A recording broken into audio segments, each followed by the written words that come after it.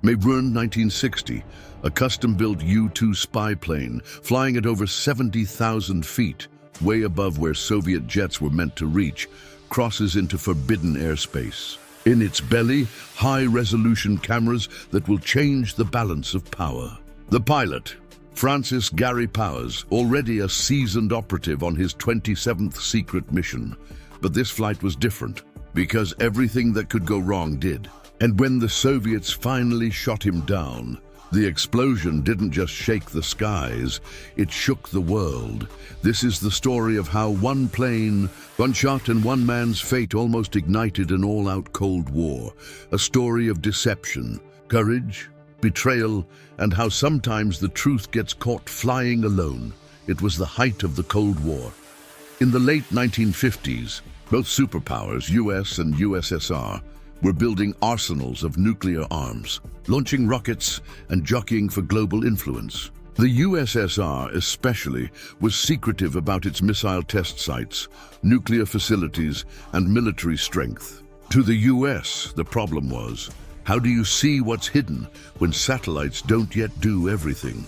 Enter the U-2 spy program. The CIA needed eyes in the sky, planes that could fly so high the Soviets could not intercept them. It was intelligence gold. Photographic reconnaissance of missile bases, bomber airfields, nuclear test sites. A single overflight could reveal thousands of things. Forces, capacities, readiness, all that mattered in the game of deterrence. Francis Gary Powers was born in 1929. From modest roots, but he rose through the U.S. Air Force ranks. By 1960, he'd flown many U-2 missions. He trained under extreme conditions, freezing cold at altitude, blistering heat on runways, oxygen masks, vibration, isolation.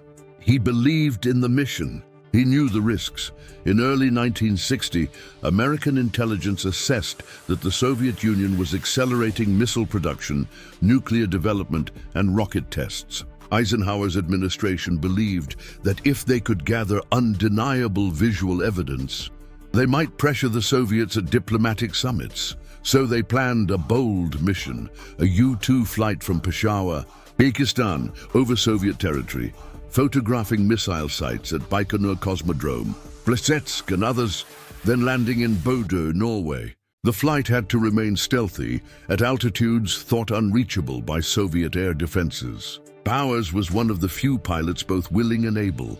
On April 29th or 30, depending on weather delays, Powers prepared. The plane needed partial pressure suit, the pre-breathing routine, checking cameras, fuel, all systems. The risk was high. Weather delays, cloud cover, mechanical quirks, they all piled up. But on May 1st, 1960, the flight was cleared. Powers took off at dawn. Flying high above 70,000 feet, near the edge of the stratosphere, Powers felt the cold, the thin air, the urgency. He took pictures of strategic Soviet military sites. He kept course. All seemed going well.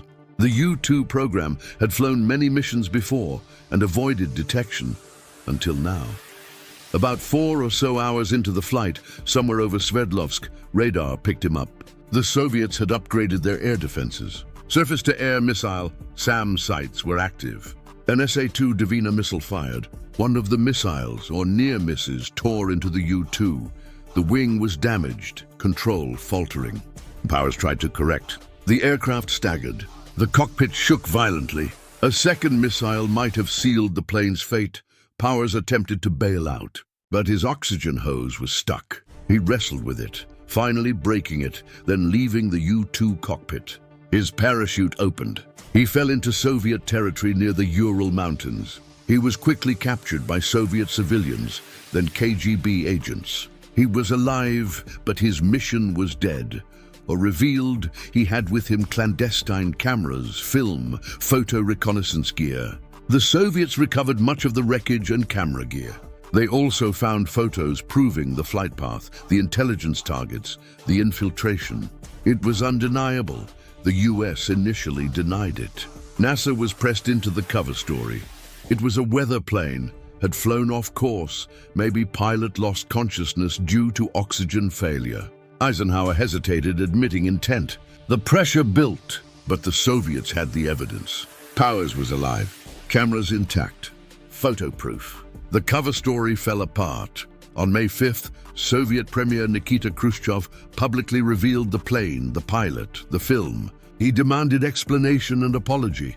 The incident upended an upcoming Paris summit among East-West powers. Diplomacy collapsed. Tensions soared.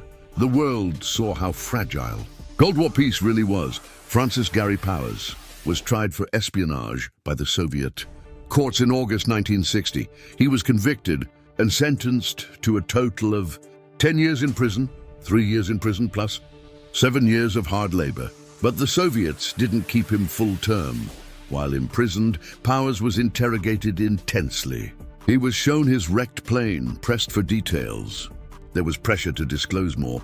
He endured harsh conditions. The psychological burden was heavy. Meanwhile, the U.S. faced domestic political outrage. How could this have happened? Why was the mission allowed? Who was responsible? CIA finally, on February 10, 1962, Powers was exchanged for Rudolf Abel, a senior Soviet spy imprisoned in the U.S.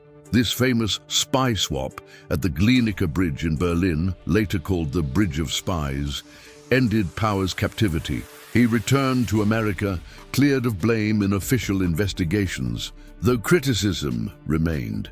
Even though Powers was captured and exposed, the U-2 missions before, and including this one, had revealed critical intelligence, Soviet missile sites, military preparedness, nuclear test sites. They partly justified U.S. decisions and diplomatic leverage. It showed that sometimes you have to risk visibility to gain truth.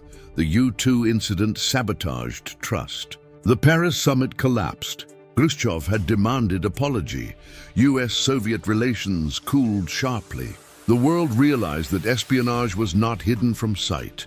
The world could see betrayal, lies, and ambition laid bare. Nobody sees this mission as simple.